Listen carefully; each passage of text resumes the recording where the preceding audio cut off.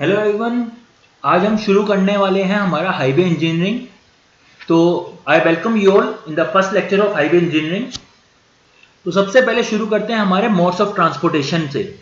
तो हमें पता है हमारे modes of various types of modes of transportation है।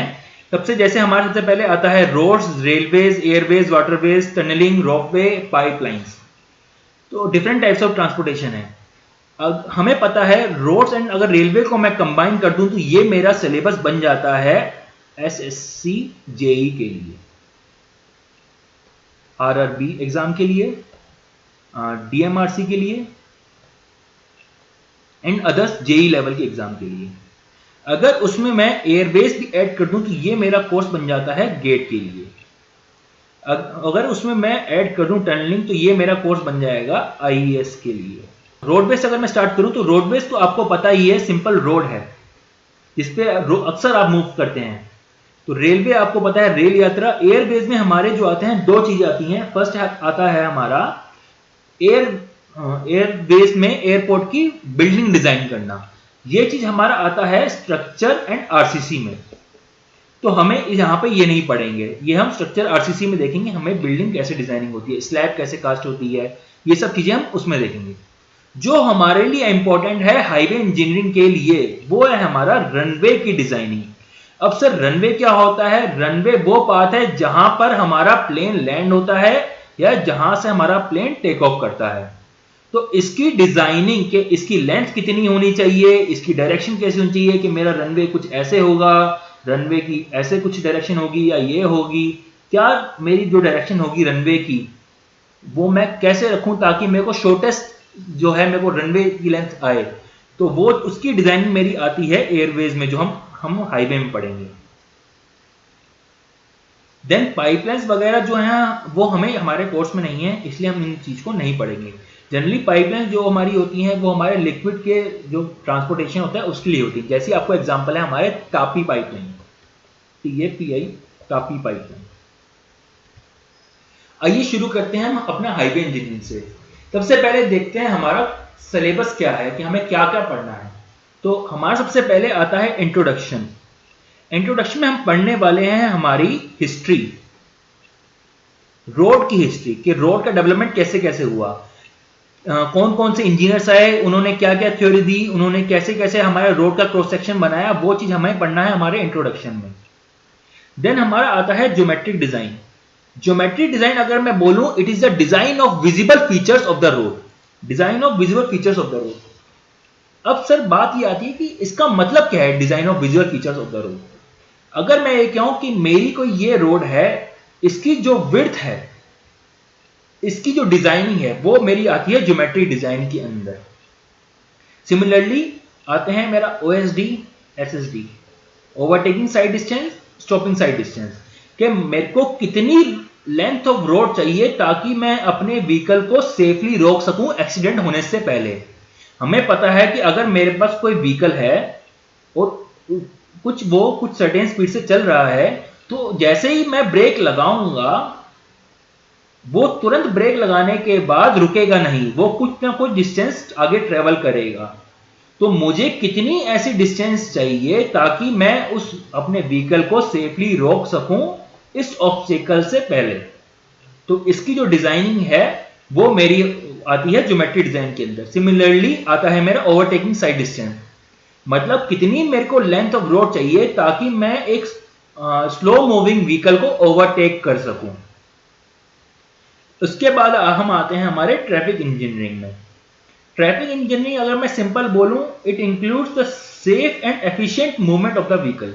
Safe and efficient movement of the vehicle. Safe and efficient movement of the vehicle. अब अगर मैं बोलूं कि ये मेरा कोई इंटरसेक्शन है, अब आपको पता है कि हमारे यहां पर ट्रैफिक सिग्नल लगा होता है। जनरली जो आप क्रॉस कर जाते हैं, करना नहीं चाहिए। अगर लाल बत्ती होती है तो आपको रुकना चाहिए। तो अगर मैं ये बोलूं कि जो मेरा ट्रैफिक सिग्नल है जिसमें 3 लाइटें होती हैं, रेड, ग्रीन एंड येलो, इसकी भी प्रॉपर डिजाइनिंग होती है कि कौन सी लाइट कितनी देर जलेगी। और ये डिपेंड करता है कि मेरा यहां पे नंबर ऑफ व्हीकल्स कितने हैं। अगर मेरा डायरेक्शन 1-2 में नंबर ऑफ व्हीकल्स ज्यादा हैं तो ऑब्वियस सी बात है कि इस वाली लेन के लिए मुझे ग्रीन टाइम ज्यादा देना पड़ेगा, क्योंकि मेरे को नंबर ऑफ व्हीकल्स ज्यादा है यहां पर और ज्यादा से ज्यादा टाइम चाहिए होगा मुझे इन व्हीकल्स को पास कराने के लिए विद रिस्पेक्ट टू इस वाली लेन से 3-4 जो लेन मेरा है उसके रेस्पेक्ट में। तो इन सब की डिजाइनिंग मेरी आती है ट्रैफिक इंजीनियरिंग के अंदर। इसके अंदर दूसरी चीजें भी हैं, वो हम देखेंगे हमें क्या क्या पढ़ना है। तो उसके बाद आता है डिजाइन ऑफ पेवमेंट। हमें पता है पेवमेंट हमारे दो टाइप की होती हैं, एक होती है फ्लेक्सिबल एंड दूसरी होती है हमारी रिजिड पेवमेंट।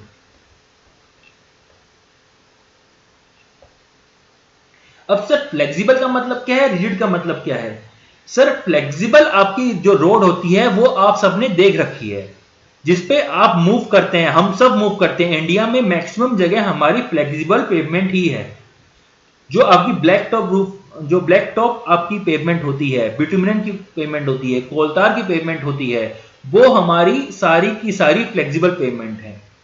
फ्लेक्सिबल का मतलब है कि इसमें स्टिफनेस जीरो है, इसमें स्टिफनेस जीरो है। अब सर स्टिफनेस क्या होता है? It is the resistance to bending.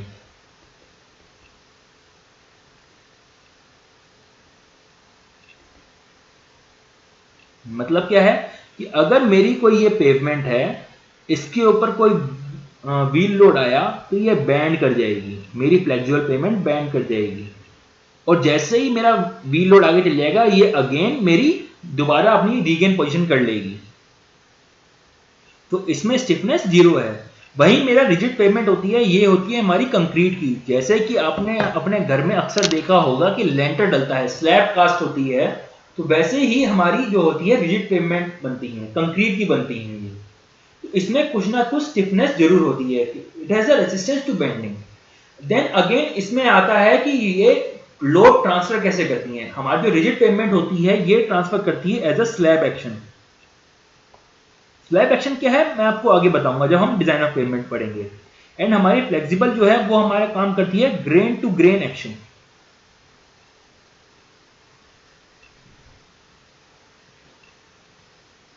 तो ये सब हमारा आता है डिजाइन ऑफ पेवमेंट में। इसके बाद हमारा आता है डिजाइन हमारे हाईवे मटेरियल्स।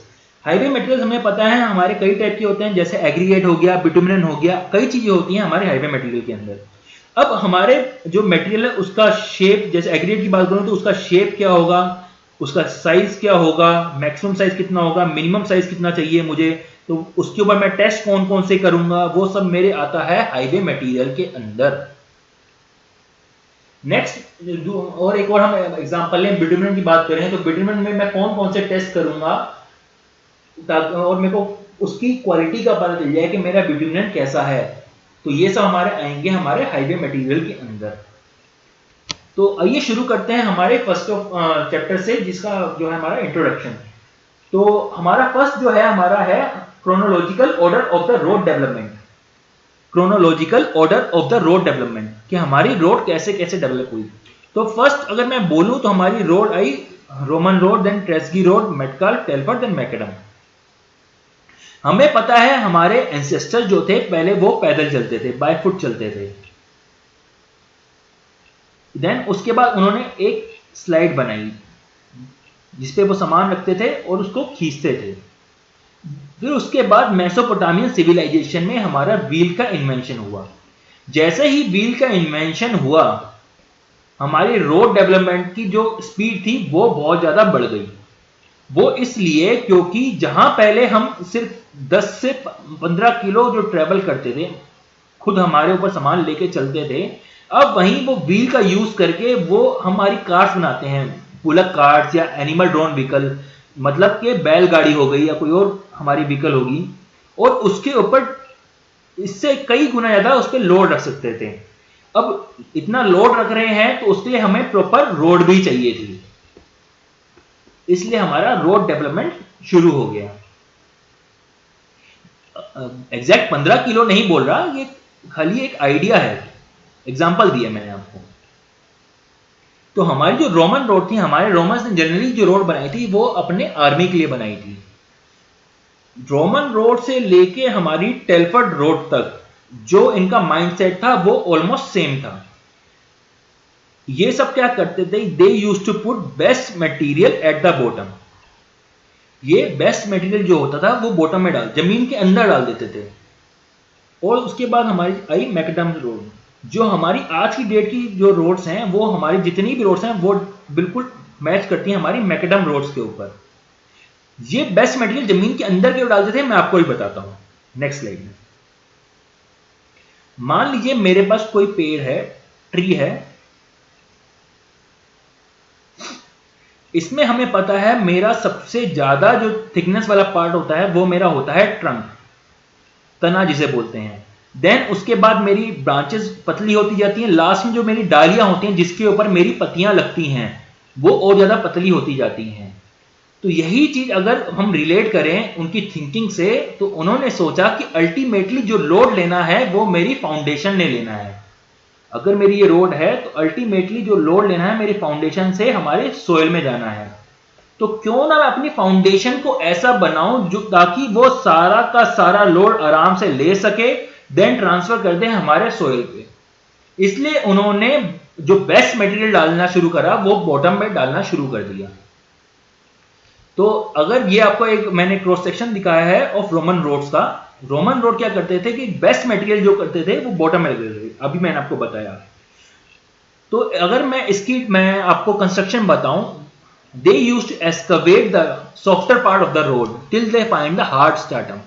मैंने क्या बोला, मैंने ये बोला कि हमारे जो रोमन्स थे वो तब तक खुदाई करते थे जब तक उन्हें जमीन में एक हार्ड स्ट्रैटम ना मिल जाए, एक हार्ड सतह ना मिल जाए।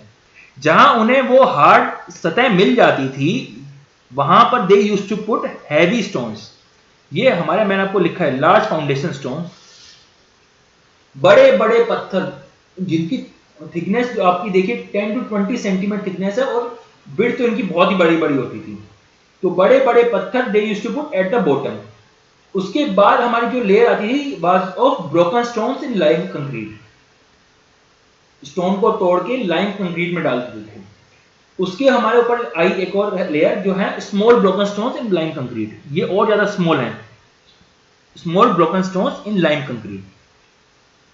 Then was for the top layer they used to put again large stone slabs for the bearing surface.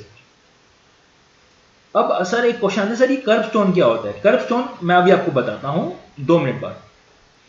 आइए पहले देख लेते हैं हमारा main features of Roman roads क्या क्या थे। They were built straight regardless of the gradient, मतलब वो हमेशा एक स्ट्रेट रोड बनाते थे। इसका मतलब क्या हुआ, जैसे कि मैं कहूं कि ये मेरा कोई रीजन है, मेरे को यहां से रोड लेके यहां तक ले जानी है, तो आज की रोड आपको पता है कुछ इस तरह होंगी।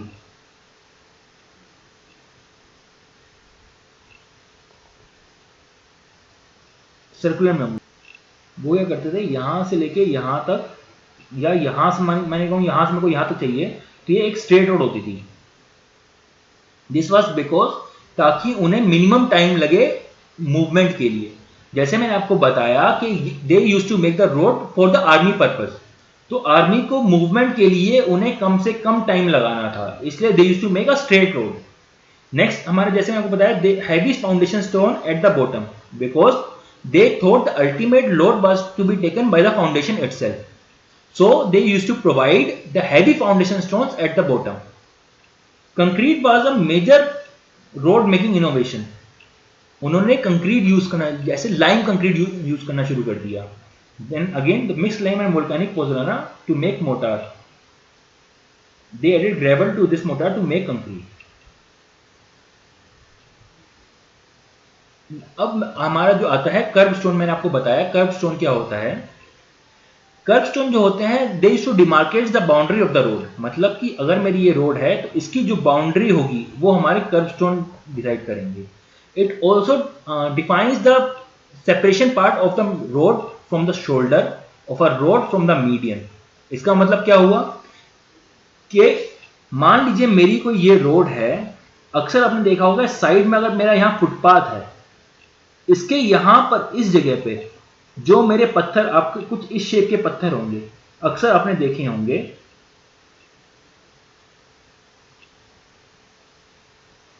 यही हमारे कर्व स्टोन है। ये हमारी हमारी रोड की बाउंड्री डिमार्केट करते हैं कि मेरी बाउंड्री रोड की यहां से यहां तक है। अगर मेरा यहां पे डिवाइडर है तो यहां पर मेरे यहां पे कर्व स्टोन लगा देते हैं साइड साइड में। तो ये हमारी बाउंड्री हमारी बताते हैं कि सेपरेशन की मीडियन का सेपरेशन यहां से यहां तक है।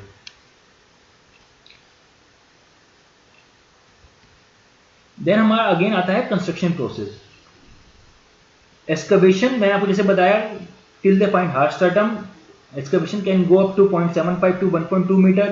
Bottommost layer of road was of large stones, second layer of large broken stone, then lime concrete, top surface again of paving stone. अगर मैं इसका टॉप सरफेस दिखाऊं, मतलब इसका प्लान दिखाऊं, तो वो कुछ इस तरह होता है। आप यहां देख सकते हैं कि कितने बड़े बड़े पत्थर, ये कितने बड़े बड़े पत्थर इन्होंने यूज करे हैं टॉप सरफेस के लिए, और वैसे ही इतने बड़े बड़े पत्थर ये यूज करे हैं इन्होंने बॉटम के लिए ही।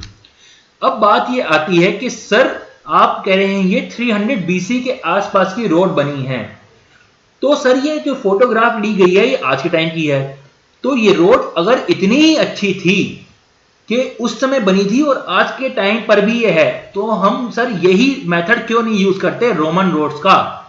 क्यों हम अब जो है मैकडम रोड्स की तरह क्यों बनाते हैं, हम रोमन रोड्स की तरह क्यों नहीं बनाते? द रीजन इज कि जब रोमन्स ने रोड बनाई थी उस समय उनके पास रिसोर्सेज बहुत ज्यादा थे और उन्हें यूज बहुत ही कम करना था।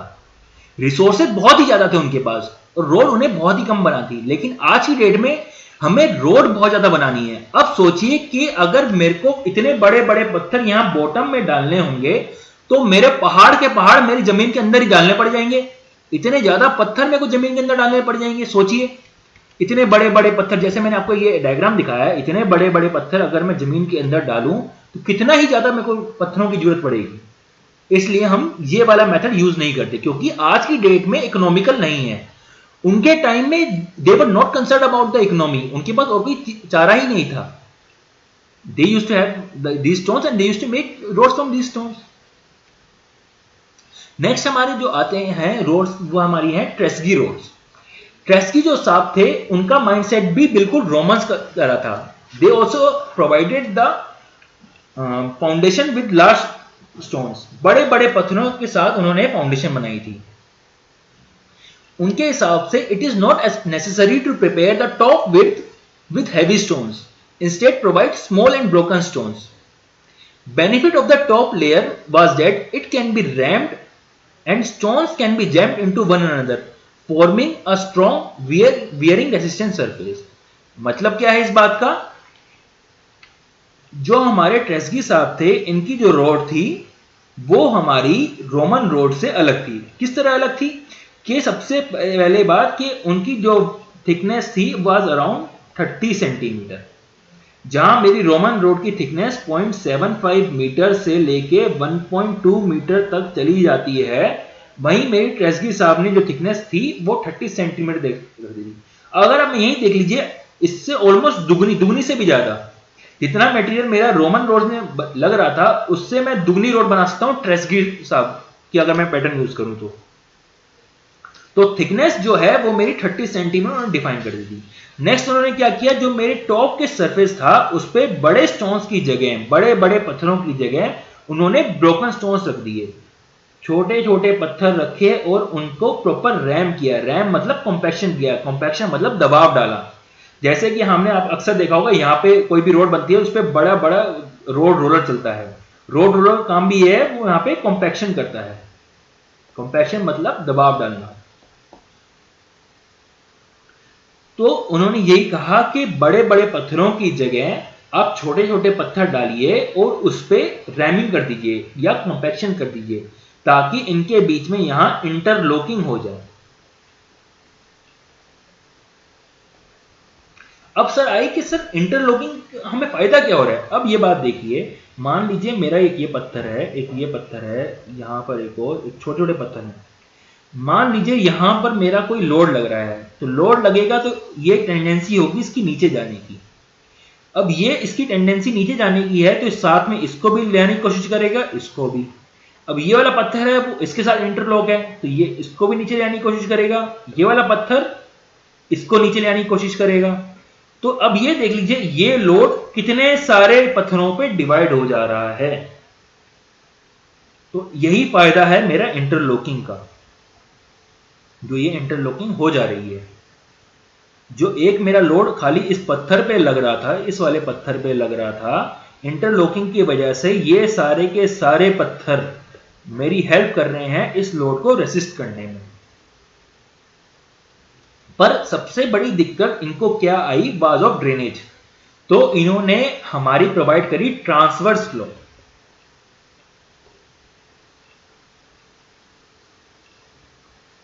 ट्रांसवर्स फ्लो,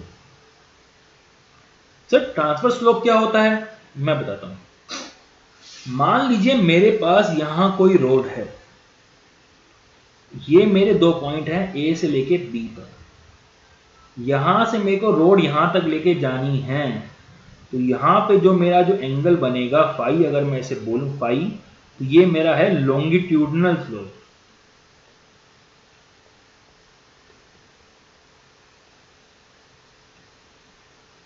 मैं अगर ये ए पॉइंट है, बी पॉइंट है, ये अलग अलग एलिवेशन पे हैं, मतलब अलग अलग हाइट पे हैं, इनको अगर मैं किसी रोड से ज्वाइन करता हूं तो ये जो एंगल बना है हॉरिजॉन्टल से वो मेरा है लॉन्गिट्यूडनल फ्लो।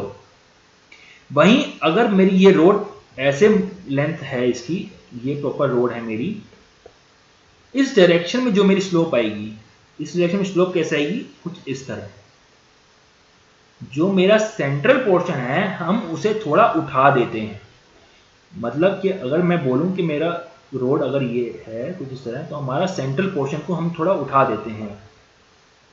क्यों उठाते हैं, ताकि जैसे ही मेरे यहां पर पानी गिरे वो तुरंत ड्रेन ऑफ हो जाए मेरे सरफेस से, ताकि ये पानी स्वीप ना करे और मेरी सोयल सबग्रेड को खराब ना करे।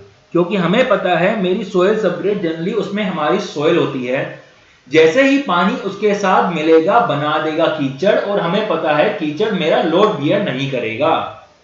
इसलिए हम प्रोवाइड करते हैं ट्रांसवर्स फ्लो, इसको हम बोलते हैं कैम्बर, जो हम ज्योमेट्री डिजाइन में पढ़ेंगे। मैं दोबारा बता देता हूं, जो हम जनरली जो आपकी होती है उसमें पैराबोलिक कैम्बर होते हैं। ये मैंने आपको स्ट्रेट लाइन कैम्बर बना दिया था, स्ट्रेट लाइन थी दोनों में, यहाँ पे जनरली होता है हमारा पैराबोलिक कैम्बर। जो हमारी आपकी जो रोड है बिटुमिनस की रोड है उसमें पैराबोलिक कैम्बर होता है। तो आपको पता है कि उसका सेंट्रल पोर्शन थोड़ा उठा होता है साइड वाले पोर्शन से। वो इसलिए होता है ताकि यहाँ पे अगर मेरी बरसात हो तो पानी इसके ऊपर गिरे तो वो साइड में चला जाए, क्योंकि अगर गलती से भी पानी इसके अंदर चला गया तो वो नीचे की पूरी सोयल सबग्रेड को खराब कर देगा। इसलिए हमारी कोशिश रहती है जल्दी से जल्दी इस पानी को हटाया जाए। तो इसीलिए उन्होंने प्रोवाइड करी एक स्लोप और साइड में दे दी साइड ड्रेन, ताकि ये पानी यहां से हम ले आ सकें। मैं इसमें क्या क्या डिफरेंसेस आ गए, फर्स्ट था हमारा 30 सेंटीमीटर की road instead of 0.75 to 1.2 metre. Next था हमारा कॉम्पैक्शन, आपकी टॉप सरफेस से बड़े बड़े पत्थरों की जगह छोटे छोटे पत्थर, उसको कॉम्पैक्शन, ताकि उसमें इंटरलॉकिंग डेवलप हो। इंटरलॉकिंग का ये फायदा था कि अगर मैं एक पत्थर पे लोड लगा रहा हूं तो बाकी के पत्थर भी इस लोड को बियर करने में हेल्प करेंगे। नेक्स्ट चीज और क्या थी हमारी, ट्रांसफर स्लोप, कि उन्होंने एक स्लोप प्रोवाइड करी ताकि मेरा पानी जल्दी से जल्दी चला जाए। ये आपका हाफ क्रॉस सेक्शन दिखाया है। इसी तरह हमारा मेरा कुछ इस तरफ भी रोड होगी, कुछ ये इस तरफ भी रोड होगी, ये आपका आधा मैंने पोर्शन दिखाया। देन हमारे आते हैं main features of Tresaguet roads. Thickness was around 30 centimetre, gave importance to soil subgrade moisture content. हाँ, ये पॉइंट बहुत ही इंपॉर्टेंट है, gave important to soil subgrade moisture content. जो हमें पता है, अगर हम सोइल से रिलेट करें तो हमें पता है एक टर्म आता है ऑप्टिमम मॉइस्चर कंटेंट।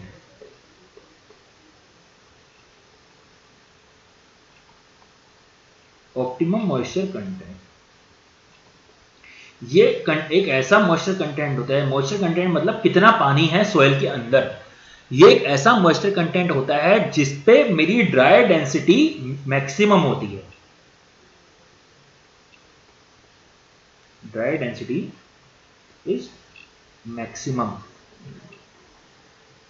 हम इस चीज को नहीं पढ़ रहे हैं अभी, ड्राई डेंसिटी क्या होती है, बस इस बात को समझ लीजिए कि ऐसा एक मॉइस्चर कंटेंट जिसपे हमारी ड्राई डेंसिटी मैक्सिमम होती है। डेंसिटी तो आपको पता ही है, तो जो मेरी ड्राई डेंसिटी होगी वो वहां पर मैक्सिमम होगी ऑप्टिमम मॉइस्चर कंटेंट पे।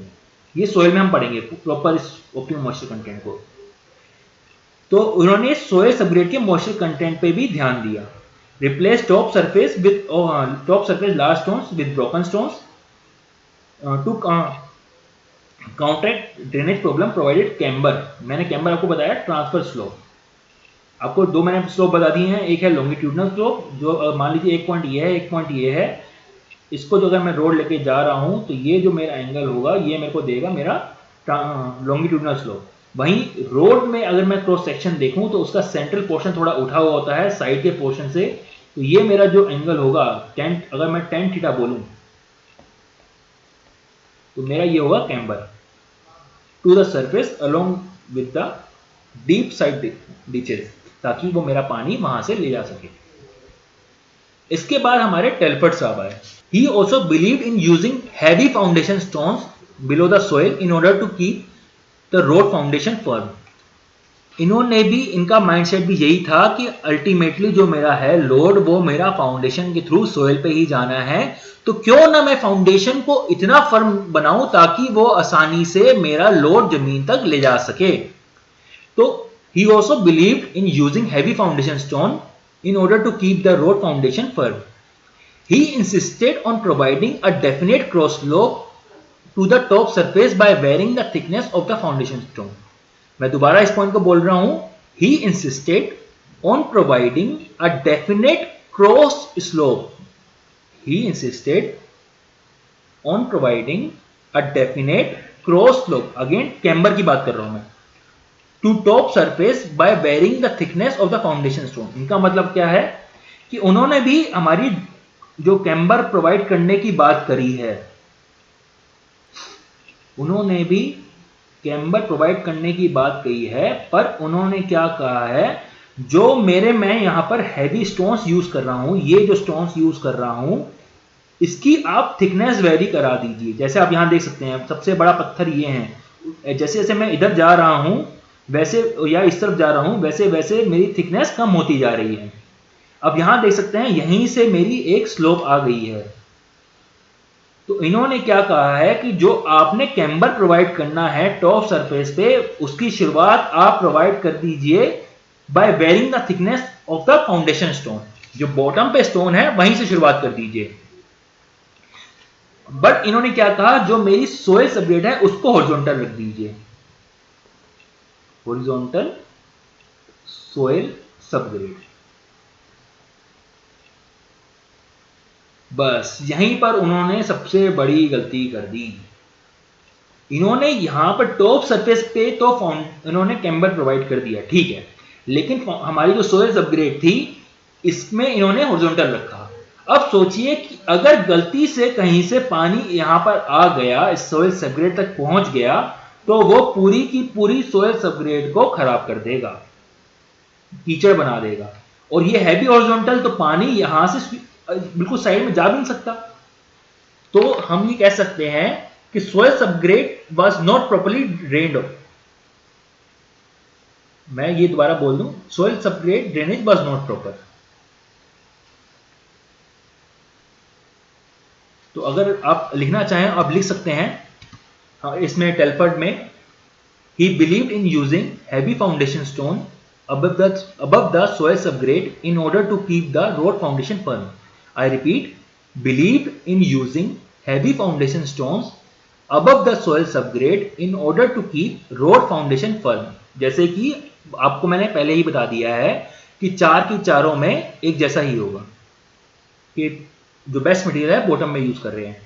नेक्स्ट है, he insisted on providing a definite cross slope to surface by varying the thickness of the foundation stone. ये फाउंडेशन स्टोन है, इसकी अगर मैं जो थिकनेस है इसको वेरी कराऊं, उसकी वजह से मेरे यहां पर ऑब्वियस ही बात है एक क्रॉस स्लोप आ जाएगा।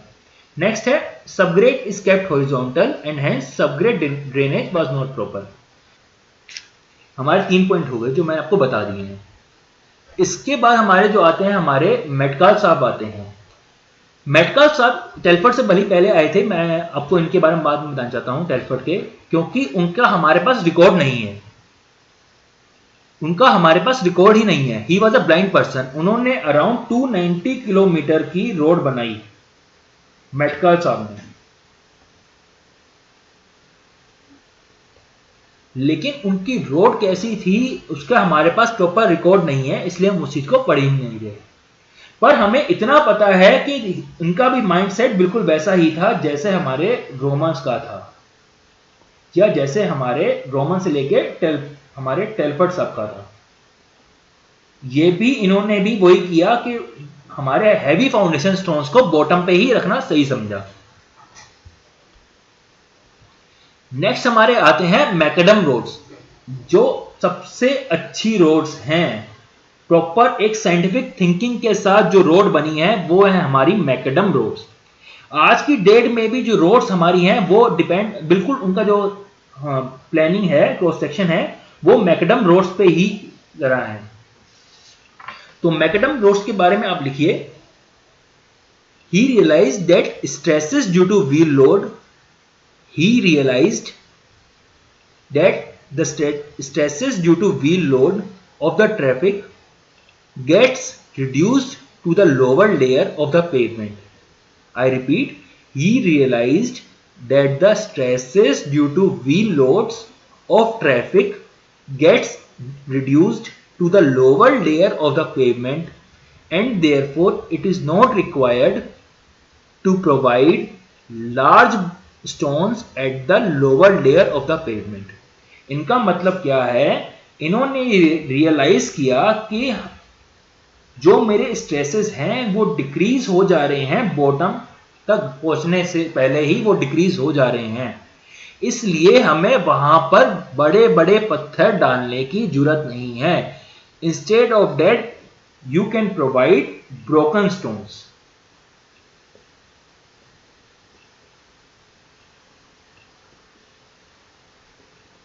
मैं दोबारा रिपीट कर देता हूं, आप लिख लीजिए, he realised that the stresses due to wheel load of traffic gets reduced to the lower layers of the pavement and therefore it is not required to provide large stones at the lower layer of the pavement. It was the first method on scientific thinking. ये एक method था scientific thinking के साथ, क्योंकि उन्होंने proper इस पे काम किया था, प्रॉपर थिंकिंग लगाई थी कि हम जो हमारे रोमन्स हैं बड़े बड़े पत्थर क्यों डालना चाहते हैं, उस पर पूरा काम किया उन्होंने। नेक्स्ट है हमारा the importance of subgrade drainage and compaction was recognised. Macadam road जो थी मेरी बाकी रोड से बहुत ही डिफरेंट थी। जहां तक कि मैंने आपको बताया जो चारों रोड थी मेरी रोमन से लेकर टेलफर्ड तक, रोमन, ट्रेसगी, मेटकाल, टेलफर्ड, जितनी भी ये रोड थी इन्होंने बेस्ट मटेरियल बॉटम पे रखा। मैकडम साहब आए, इन्होंने कहा कि आई एग्री कि आप जो कहते हैं कि मेरी फाउंडेशन जो होनी चाहिए वो मेरी स्ट्रॉन्ग होनी चाहिए, फर्म होनी चाहिए, इसलिए मैं बेस्ट मटेरियल बॉटम पे डालता हूं। मैं इस बात से टोटली एग्री करता हूं, लेकिन जो मेरे स्ट्रेसेस हैं जिसके लिए आप, जिसको बियर करने के लिए आप बड़े बड़े पत्थर मेरे बॉटम पे डाल रहे हैं, वो ही रिड्यूस हो जा रहे हैं मेरे बॉटम तक पहुंचने के लिए। So therefore there is no need to provide large heavy stones, instead of that you can provide broken stones. वहां पर मेरे को इतनी जरूरत ही नहीं है कि इतने बड़े बड़े पत्थर डालूं वहां पर, इससे बढ़िया मैं वहां पर छोटे छोटे ब्रोकन स्टोन्स डालूं। नेक्स्ट क्या है, he realise the importance of subgrade drainage and compaction. Compaction से उन्हें क्या फायदा होगा, इंटरलॉकिंग डेवलप होगी, एंड सबग्रेड ड्रेनेज मतलब वहां जैसे ही अगर गलती से भी वहां पानी पहुंच गया तो वो मेरा साइड में चले जाएगा, वो मेरी सबग्रेड को खराब नहीं करेगा। तो he propose a subgrade of 1 in 36। Sir अब 1 in 36 का मतलब क्या है कि अगर मैं 36 मीटर ऐसे चलूं तो मेरी जो रोड है 1 मीटर में ऐसे राइज होगा। अगर मैं 36 मीटर हॉरिजॉन्टल चलूं तो मेरा जो राइज होगा वो मेरा होगा 1 मीटर का। अगर मैं 72 मीटर हॉरिजॉन्टल चलता हूं तो मेरा राइज 2 मीटर का होगा। तो अगर मैं tan थीटा लगा दूं तो मेरे को स्लोप मिल सकता है। ऑब्वियस सी बात है, tan थीटा इक्वल टू 1/36। तो यही चीज मेरे को क्या दे देगा, कैम्बर। तो यहां पे 1/36 का यही मतलब है, बस propose for subgrade level itself. Next अब ये देखते हैं यहां पर बड़े बड़े पत्थर, देन उसके बाद छोटे और पत्थर, देन सबसे छोटे पत्थर एट द टॉप। हमारी मैकडम रोड्स हमारी आज की डेट में दो तरह से क्लासीफाई हैं, एक है WBM और दूसरा है हमारा BM। WBM and BM। WBM हमारा होता है वाटर बाउंड मैकडम। बस आपको इतना बताना चाहता हूं, इनके नाम उससे पड़ते हैं जो हमारा बाइंडर होता है। बाइंडर क्या होता है, जो मेरे मटेरियल्स को इकट्ठा करके रखता है। वाटर बाउंड मैकडम में जो मेरा बाउंडर है वो वाटर है। बिटुमिनन मैकडम में मेरा जो बाइंडर है वो मेरा बिटुमिनन है। बाइंडर का काम होता है मेरे सारे एग्रीगेट्स या जितना भी मेरा मटेरियल है उसको बाइंड करके रखना, ताकि वो इकट्ठे रहें। कहीं ऐसा ना हो कि इस पे लोड आ जाए तो ये अलग अलग हो जाएं। तो बाइंडर काम ये होता है। अब से पानी कैसे काम करता है, आप जैसे अगर मैं जो भी आप लोग विलेजेस से होंगे उन्होंने देखा होगा, सबसे जो पुरानी रोड होती थी मिट्टी की जो बनती थी उस पे पानी छिड़क के उसको कॉम्पैक्ट कर देते थे। उस पे पानी छिड़क के उसको कॉम्पैक्ट कर देते थे, तो उसमें वाटर जो होता था वो एक बाइंडर का काम करता था। लेकिन मॉडर्न रोड्स में हमारी जो बिटुमिनन है वो हमारा बाइंडर का काम करता है। तो आज की डेट में हम WBM रोड्स यूज नहीं करते। क्यों?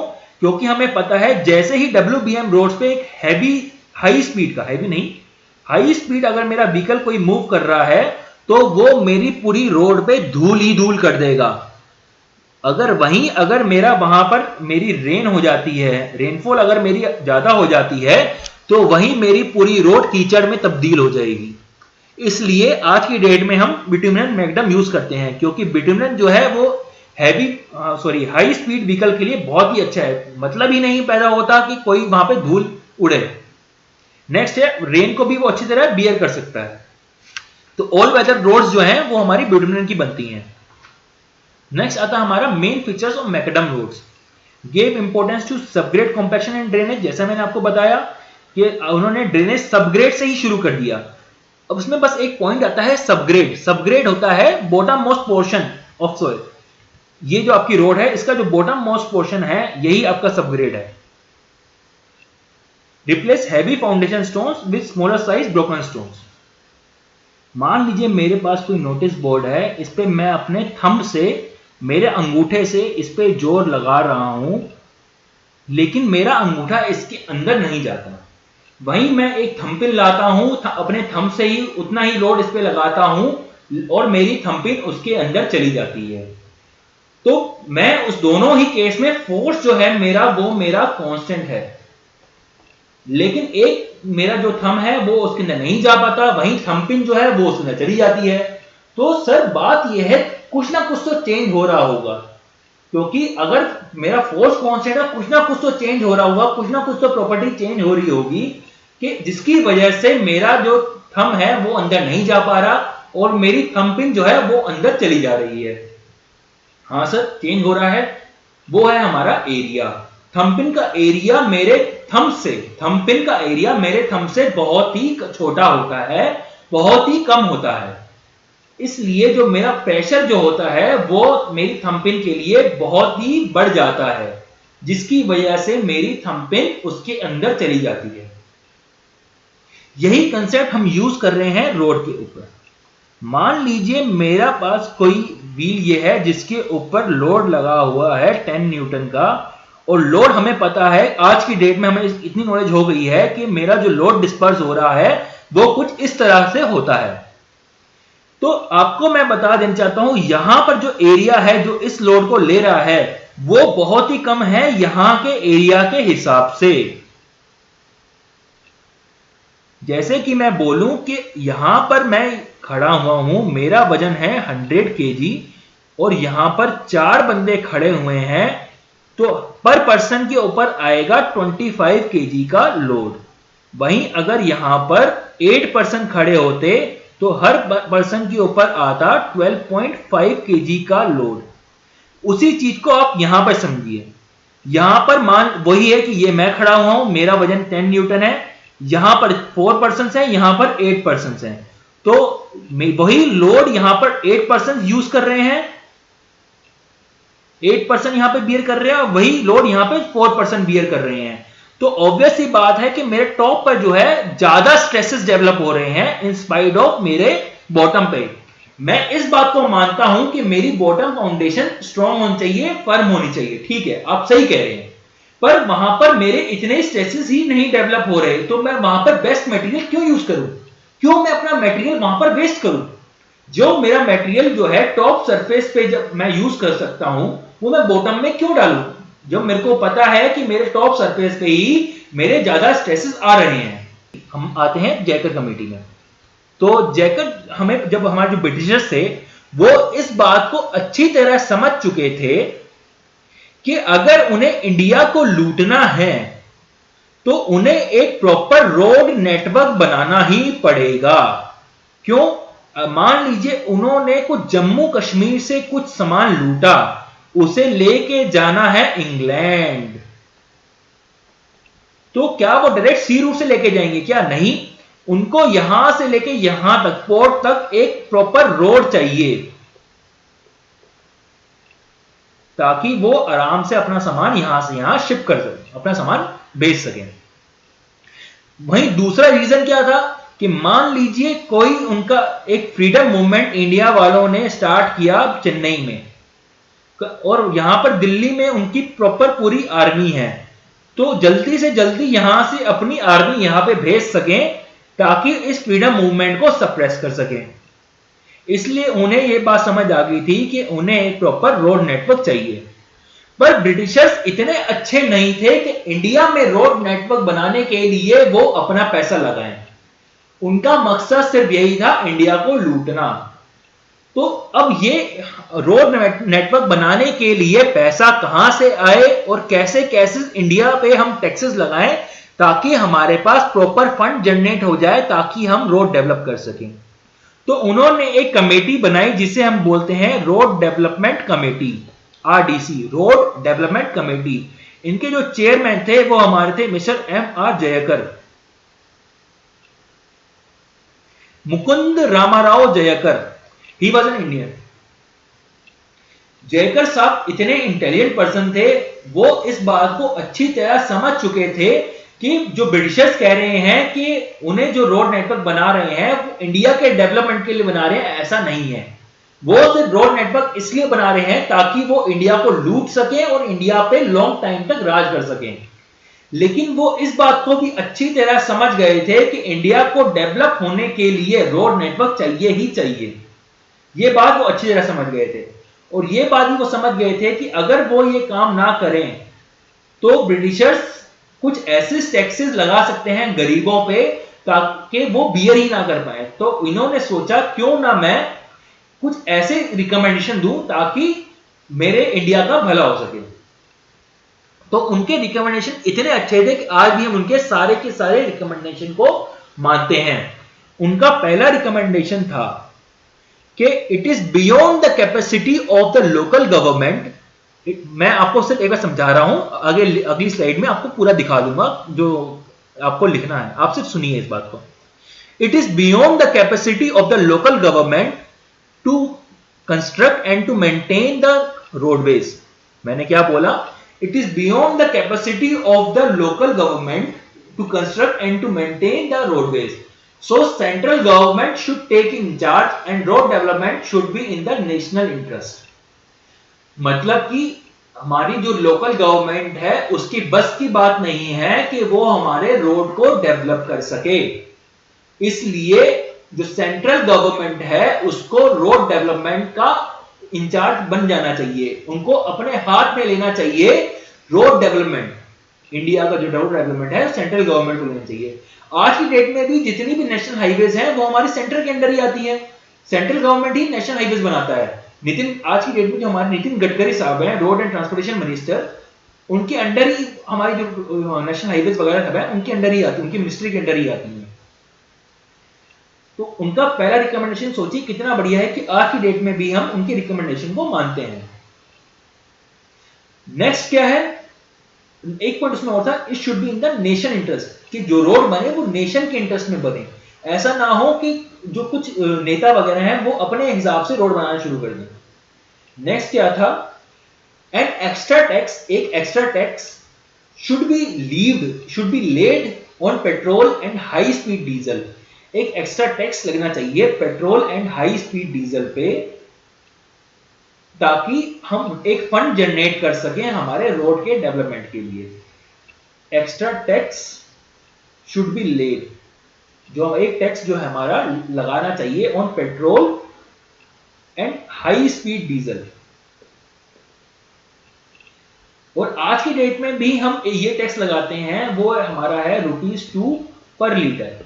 मान लीजिए आपका कोई जो पेट्रोल है ₹70 पर लीटर है, तो उसकी एक्चुअल कॉस्ट 68 है, सारे कॉस्ट टैक्स लगा के, उसमें से जो +2 हैं वो हमारे सेंट्रल रोड फंड में जाते हैं, TRF।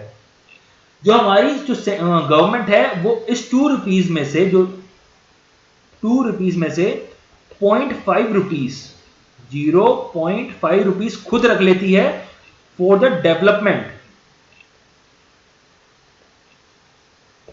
ऑफ रोड्स, और वापस 1.5 रुपीज वो वापस दे देती है स्टेट गवर्नमेंट को in their respective proportion.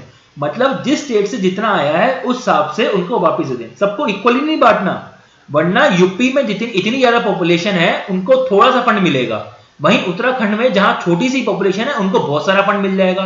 Equally नहीं बांटना, जिस स्टेट से जैसा जैसा फंड आया उसी रेस्पेक्ट में इनको हमें वापस देना है। तो 0.5 रुपीज हमारी स्टेट वो नेशनल गवर्नमेंट रख लेती है, सेंट्रल गवर्नमेंट रख लेती है, और 1.5 रुपीज हमारी स्टेट गवर्नमेंट को वापस दे देती है। अब आ जाते हैं हमारे थर्ड रिकमेंडेशन में। थर्ड रिकमेंडेशन में उन्होंने बोला कि एक ऐसी गवर्नमेंट बॉडी होनी चाहिए जो हमारे स्टैंडर्ड डिसाइड करे। जैसे कि हमें पता है हमारे आरसीसी में है IS 456, ये भी तो एक स्टैंडर्ड है कि हमारी हम किस बीम को ओवर इन्फोर्स कहेंगे, किस बीम को अंडर इन्फोर्स कहेंगे, हमारा कवर कितना होना चाहिए, आरसीसी में आप सब पढ़ेंगे, तो आपने पढ़ा भी होगा अक्सर 456 है। उस तरह हमारी एक बॉडी होनी चाहिए जो हमारे रोड के लिए स्टैंडर्ड डिसाइड करे।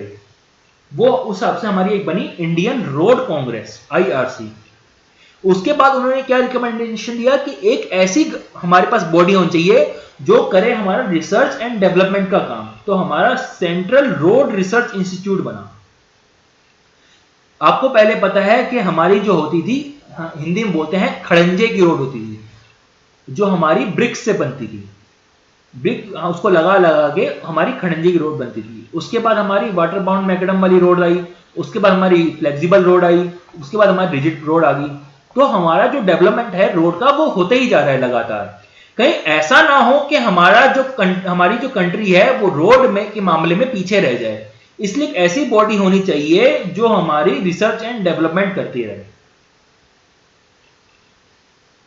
एक चीज और बताना चाहता हूं, जो हमारा CRF जो मैंने आपको बोला था, central road fund, CRF central road fund, उसको स्टैट्यूटरी स्टेटस दे दिया गया है with the act of 2000।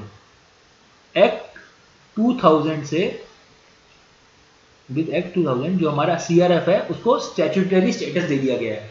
Statutory status का मतलब है कि आपको हमें पता है कि दो टाइप की बॉडीज होती हैं, एक होती है कॉन्स्टिट्यूशनल, दूसरी होती है स्टैट्यूटरी। कॉन्स्टिट्यूशनल बॉडीज वो होगी जिनका नाम ऑलरेडी कॉन्स्टिट्यूशन में है, और स्टैट्यूटरी बॉडीज वो होगी जो एक एक्ट के थ्रू पास कराई जाती हैं। हमारी जो पार्लियामेंट है उसमें एक्ट आता है, बिल आता है, और उसके थ्रू हमारी वो बॉडीज बनती हैं। जो सेंट्रल रोड फंड है वो हमारी एक्ट 2000 के से स्टैट्यूटरी स्टेटस मिल चुका है इसको। नेक्स्ट हमारे आते हैं 20 ईयर रोड डेवलपमेंट प्रोग्राम। हमारे जो है हमारे जो है वो हमारे 20 ईयर रोड डेवलपमेंट प्रोग्राम है। इनकी ड्यूरेशन अब मैं आपको एक बार ऐसे पढ़ लीजिए, आपको मैं इसको फिर अलग अलग बता देता हूं क्या क्या है। इसकी ड्यूरेशन थी 1943 से 1963, 1961 से 1981, 1981 से 2001। Other name was Nagpur Bombay Lucknow. Road density 16 kilometre पर 100 किलोमीटर स्क्वायर, 32 किलोमीटर पर 100 किलोमीटर स्क्वायर, देन 82 किलोमीटर पर 100 kilometre square. Development allowance was 5%, 15%, 5% nil. Expressway nil 1600 kilometre 2000 kilometre. अब देखिए क्या हुआ, जब हमारा जो प्लानिंग बनी, प्लानिंग कमीशन बना, तो उन्होंने कहा कि हमें कुछ टारगेट डिसाइड करने चाहिए जो हम 20 ईयर में अचीव कर सकें। तो एक कमेटी बैठी, पहली जो रोड डेवलपमेंट कमेटी बैठी वो बैठी नागपुर में। तो उन्होंने एक पीरियड डिसाइड किया 1943 से 1963। इन्होंने इसमें एक टारगेट रखा कि 100 किलोमीटर स्क्वायर एरिया में, कि अगर मेरा यहां पर एरिया 100 किलोमीटर स्क्वायर है तो इसके अंदर मिनिमम लेंथ ऑफ रोड वो होनी चाहिए 16 किलोमीटर। मिनिमम 16 किलोमीटर की रोड इसके अंदर होनी चाहिए। वहीं सेकंड में क्या था 32 किलोमीटर एंड थर्ड में था 82 किलोमीटर। नेक्स्ट हमारा आता है डेवलपमेंट अलाउंस। डेवलपमेंट अलाउंस क्या होता है, मान लीजिए ये मेरी कोई रोड है, इसकी विड्थ कुछ ये है, मान लीजिए 2 लेन रोड है, जो हम एरिया एक्स्ट्रा लेके चलते हैं इस रोड के साथ साथ, जो हम एरिया एक्स्ट्रा लेके चलते हैं इस रोड के साथ साथ फॉर द फ्यूचर डेवलपमेंट, उसे हम बोलते हैं डेवलपमेंट अलाउंस। मतलब कि हमें पता है कि जैसे ही रोड बनेगी वहां पर जमीन के जो रेट होंगे वो आसमान पे पहुंच जाएंगे, और इस बात को भी हमें पता है कि हमें फ्यूचर डेवलपमेंट कराना है। इसलिए जो हमारी जो रोड है वो हमें पता है कि जो इस समय 2 लेन रोड है वो फ्यूचर में जाके 4 लेन या 6 लेन हमें बनानी ही पड़ेगी। क्यों, आपको भी अगर मैं बोलूं कि आपने भी देखा होगा बचपन में, जहां आपके पास पहले पूरे विलेज में एक कार होती थी, धीरे धीरे हर एक घर में एक कार होने लग पड़ी। अब कंडीशन ये आ चुकी है कि एक ही घर में 3 से 4 कार हो चुकी हैं।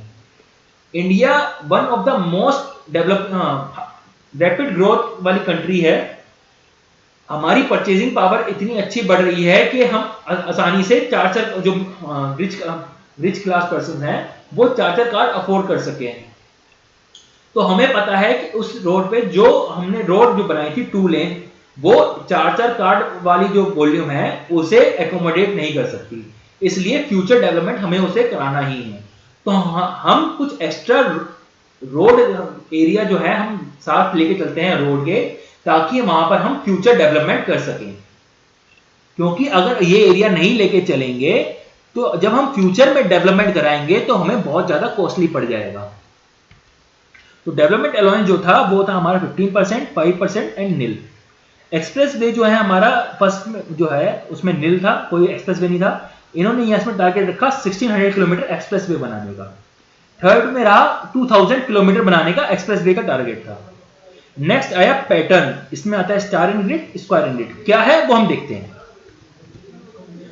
अब ये है हमारा स्टार एंड ग्रिड, कि यहां पे हमारा फोकल पॉइंट है और ये हमारी रोड्स कुछ ये जा रही हैं। इसका एग्जांपल हमारा है ये करनॉट प्लेस, जो आपका सीपी है आपका दिल्ली में, उसका जो सेंट्रल पोर्शन है आप ये देख सकते हैं, ये पूरा जो पोर्शन है ये आपका सर्कुलर एरिया, ये फोकल पॉइंट है ये, और यहां से आपकी रोड्स जा रही हैं, आप देख सकते हैं बहुत आसानी से। और इसके बीच में आपका एरिया है जहां पर आपकी कंस्ट्रक्शन हो रखा है। अगर मैं गूगल मैप आपको दिखाऊं तो ये जो येलो रोड्स हैं, ये जो येलो पोर्शन है ये आपकी रोड्स दिखा रही हैं, और उसके बीच का आपका एरिया है जहां पर कंस्ट्रक्शन, मतलब यहां पर आपका कंस्ट्रक्शन होगा। तो ये जो पैटर्न था वो हमारा फर्स्ट रोड प्लान, ये स्टार एंड ग्रिड जो था वो आपका फर्स्ट रोड प्लान में, फर्स्ट जो वो था 20 रोड प्लान में, उसमें ये था। वहीं 30 जो थर्ड हमारा रोड डेवलपमेंट प्रोग्राम था उसमें जो पैटर्न था वो हमारा था स्क्वायर एंड ग्रिड। आपको पता है इंडिया में सबसे प्लान सिटी जो है वो हमारी चंडीगढ़ है। तो वहां पर जो पैटर्न है, ये एक और आपको दिखा देता हूं, ये स्टार एंड ग्रिड कुछ इस तरह है, ये आपको दिख रही है, ये रोड्स हैं, बीच में आपका फोकल एरिया है, और हमारा स्क्वायर एंड ग्रिड जो है वो आपका कुछ इस तरह है। जो हमें चंडीगढ़ का मैं आपको बता रहा था, इंडिया में सबसे प्लान सिटी जो है वो चंडीगढ़ है, और वो है हमारी स्क्वायर एंड ग्रिड के ऊपर, स्क्वायर या रेक्टेंगुलर ग्रिड के ऊपर। ये आपको रोड दिख रही होगी, ये कुछ इस तरह, इसके बीच में आपका एरिया है ये, जिसमें वहां पे आप कंस्ट्रक्शन कर रखा है।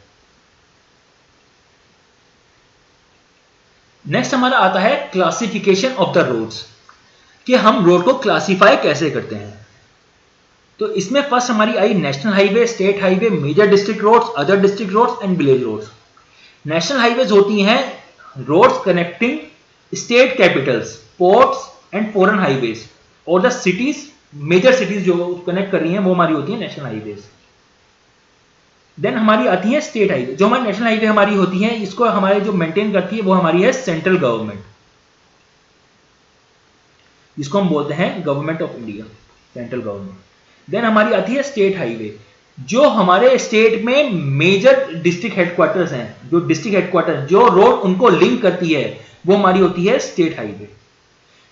आपको यहां मैं बता देना चाहता हूं कि यहां जो नेशनल हाईवे और स्टेट हाईवे है दोनों की डिजाइनिंग बिल्कुल सेम होती है, क्योंकि हमें पता है जो हमारी नेशनल हाईवे है वो हमारी जो है गवर्नमेंट ऑफ इंडिया रखती है इसका पूरा ख्याल, और स्टेट हाईवे का ख्याल रखते हैं हमारा स्टेट गवर्नमेंट।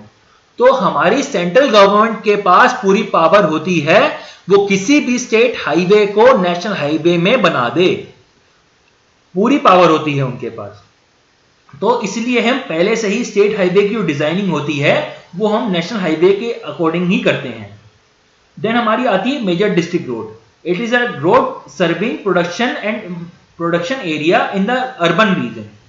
देन हमारी आती है other district road. These are the rural roads serving area of production, जो रूरल एरिया में जो आती है। देन हमारी आती है विलेज रोड्स। विलेज रोड्स हमारी वो रोड्स होती हैं विच कनेक्ट द विलेज और a group of village with the higher order of higher category of the road, जो एक हायर कैटेगरी रोड है उससे कनेक्ट कर देती हैं।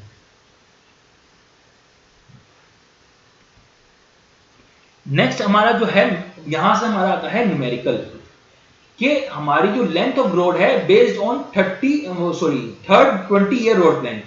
जो हमारा थर्ड 20 ईयर रोड प्लान था वो लखनऊ वाला, उन्होंने जो सोचा कि हमारी लेंथ कैसे कैसे डिवाइड करें, उस जो हम लेंथ बनाना चाहते हैं, जो हम डेंसिटी देना चाहते हैं 82 किलोमीटर पर 100 किलोमीटर स्क्वायर की, उसमें हमारी नेशनल हाईवे कितनी होगी, स्टेट हाईवे कितनी होगी, मेजर डिस्ट्रिक्ट रोड कितनी होगी, तो उसके अलग फॉर्मूले हैं। तो आपको मैं बताना चाहता हूं कि ये है एम्पेरिकल फॉर्मूले। एम्पेरिकल फॉर्मूले का मतलब होता है, आपने फिजिक्स में पढ़ा होगा कि अगर यहाँ इक्वल टू के इधर हमारी मीटर स्क्वायर है तो इक्वल टू के इधर भी हमारी यूनिट मीटर स्क्वायर ही होनी चाहिए, पर एम्पेरिकल फॉर्मूले में ऐसा नहीं होता। यहां आप देख सकते हैं यहां पर एरिया हमारा किलोमीटर स्क्वायर में है और हमारी यहां पे यूनिट जो देगा वो हमारी नेशनल हाईवे होगी किलोमीटर में। आपका जो ये है यहां पर कांस्टेंट 50, इसी के अंदर सारा रहस्य छुपा हुआ है। ये 50 जो है आपका सब कुछ एकोमोडेट कर देता है। तो एम्पेरिकल रिलेशन होता है कि उन्होंने कुछ टेस्ट करे, एक रिलेशन बनाई, उस टेस्ट के अकॉर्डिंग कुछ उन्होंने रिसर्च करी, वो रिसर्च से उन्हें पता चल गया कि अगर मेरा जो एरिया है उसको 50 से डिवाइड कर दूं, that will give me a length of national highway in kilometre. Again area in kilometre square by 25 will give a length in of state highway in kilometre. Length of state highway एक और होता है, वो है हमारा 62.5 into number of towns minus length of national highway. जो दोनों में से मैक्सिमम वैल्यू आएगी हम उसे यूज करेंगे। वहीं हमारी जो मेजर डिस्ट्रिक्ट रोड है उसका फॉर्मूला है एरिया अपॉन 12.5 और 90 into number of towns. Again इनमें से जो मैक्सिमम वैल्यू आएगी उतनी हमें रोड बनानी है। And total length of road है हमारी 4.74 into number of towns and villages.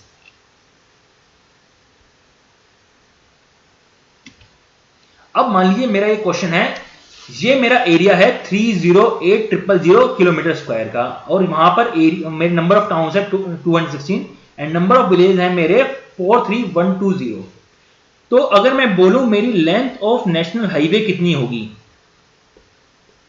तो मेरे को पता है मेरा फॉर्मूला होता है area upon 50, area in kilometre square. तो मेरी हो जाएगी 308,000 अपॉन 50, तो that will give me 6160 kilometre around state highway. Area upon 25 और 62.5 into number of towns minus length of national highway, दोनों में से मैक्सिमम वैल्यू। तो यहां पर मेरा आ रहा है 12320। मतलब अगेन 308,000 डिवाइडेड बाय 25 करूँगा तो मेरा कुछ इतने किलोमीटर आ रहा है। वहीं मेरा यहाँ पे आ रहा है टोटल नंबर ऑफ टाउन्स आपके मेरे को पता है 216 है, 62.5 इन 216 minus length of national highway, यहाँ पे ये फॉर्मूला यहाँ पे कर दीजिए, वैल्यू यहाँ दीजिए। तो मेरी यहाँ पे आ रही हैं 7340, इतने किलोमीटर मेरी यहाँ लेंथ आ रही है। तो इसमें ऑब्वियस सी बात है मैक्सिमम मेरी ये वैल्यू आ रही है, तो मेरी स्टेट हाईवे इतनी बनानी है, ये मेरा बना। नेक्स्ट हमारा आता है मेजर डिस्ट्रिक्ट रोड्स। इसमें आपको मैंने फॉर्मूला बताया है area in kilometre square upon 12.5 और 90 इंटू नंबर ऑफ टाउन्स। तो यहां पर मेरी वैल्यू आ जा रही है 24640 किलोमीटर और यहां से मेरी वैल्यू आ रही है 19440 किलोमीटर। तो अगेन मेरी ये वैल्यू मैक्सिमम है, तो इसको मेरे को सिलेक्ट करना है। देन हमारी अब मेरे को निकालनी है length of other district road and village road. अब सर आपने तो इसका फॉर्मूला बताया ही नहीं, हम ये कैसे निकालें? आप इधर देखिए, मैंने क्या बोला है, टोटल लेंथ ऑफ रोड कितनी है 4.74 into number of towns and villages. तो 4.74 इंटू 216 प्लस 43120, तो मेरी टोटल लेंथ ऑफ रोड जो आ रही है वो आएगी 199,312.26 किलोमीटर। आप एक बार चेक कर लीजिएगा आपकी ये वैल्यू आ रही है कि नहीं आ रही। तो नेक्स्ट जो मेरी जो होगी other district roads and village road की जो लेंथ होगी वो होगी मेरी total length of road minus length of national highway plus state highway plus major district roads. तो आप जो डालेंगे फॉर्मूले में तो आपको मिल जाएगा, इसकी वैल्यू जो टोटल है वो आ जाएगी मेरी 6160 प्लस 12320 प्लस 24640। तो ये वैल्यू मेरी आ रही है 43120 और टोटल लेंथ ऑफ रोड मेरी जो आ रही है 199,312.26 किलोमीटर। इसमें से अगर मैं ये चीज सब्ट्रैक्ट कर दूं तो मेरे को ये चीज मिल जाएगी। तो मेरी ODR plus BR equal to 199,312.26 minus 43120 equal to 156,129.26 kilometre. तो आपकी डिफरेंट टाइप्स ऑफ रोड्स आपको मिल चुकी हैं।